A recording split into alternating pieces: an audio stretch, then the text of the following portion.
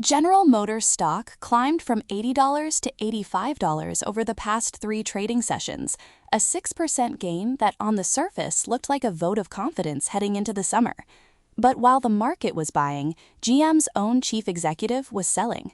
Barra exited approximately 453,000 shares across 3 consecutive days, collecting roughly $37.2 million in total proceeds. The sales were executed under a prearranged 10b5-1 plan, which legally insulates an executive from insider trading scrutiny. What a plan cannot explain, however, is scale. Across the 3 transactions, May 26th, May 27th, and May 28th, Barra reduced her GM position by an estimated 50%. That is not a routine liquidity event. That is a structural exit. The session itself carried its own contradictions. Costco reported stronger fiscal third-quarter results, with gasoline demand cited as a key driver, suggesting at least one pocket of consumer spending remained resilient. A wave of software companies, including MongoDB, Okta, SentinelOne, and Elastic, reported earnings that beat expectations, with AI-related workload adoption cited across nearly every call. The broad market read these results as confirmation that enterprise technology spending was weathering the macro environment. GM rose alongside the tape.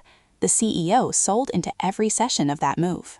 The 10b5-1 defense is real, but it is also the most frequently misread concept in retail investor discourse. Plans are set in advance, yes.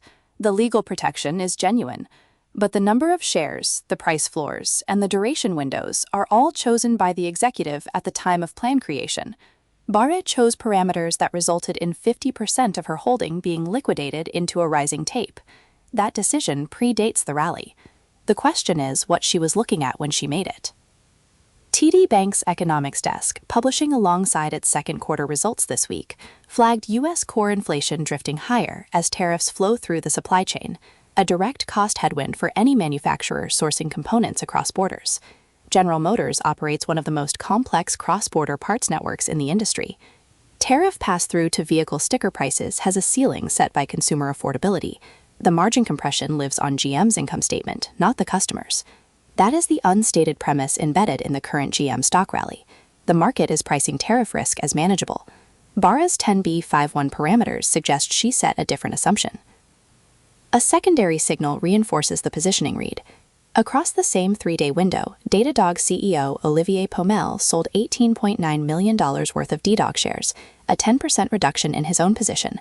Elevated insider selling at price peaks is a documented pattern, but the GM case carries a different weight. Pomel sold 10% of a high-multiple software stock at a moment of sector-wide earnings strength. Barra sold 50% of a capital-intensive industrial at a moment when her own sector faces the steepest structural cost pressure in a decade.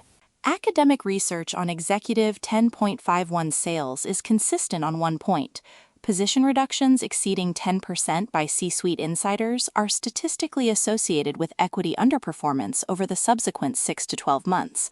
Barra's aggregate reduction was 50%, 5 times that threshold, executed over 72 hours. The verification benchmark the market now needs to watch is not the next earnings print.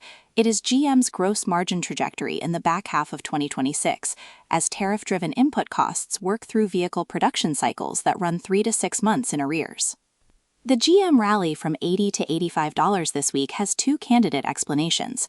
First, broad market risk appetite improved on tentative progress toward a U.S.-Iran ceasefire extension, which eased near-term oil price pressure and lifted cyclical equities.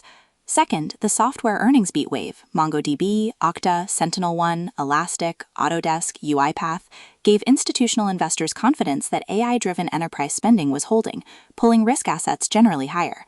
Both explanations are real. Neither addresses what happens to GM's cost structure when oil stabilizes at elevated levels and tariff-driven inflation continues into the second half. The lean here tilts cautious on GM specifically, not on the tape broadly. If the ceasefire holds, oil pulls back, and tariff negotiations produce relief for auto parts, the $45 in proceeds Barra converted to cash looks like a personal timing decision that does not impair the equity thesis. If oil remains elevated and tariff pressure builds into Q3 guidance, the CEO's exit at $85 will look like the cleanest forward indicator available. The critical observable is GM's next guidance update. Whether management revises cost assumptions upward is the event that either validates or invalidates the insider signal. Until that number lands, the market and the CEO are holding two different views of the same stock, and only one of them has 50% of their skin in the game now removed. Every day after the close, we publish a market wrap and key issue analysis. Subscribe to the channel.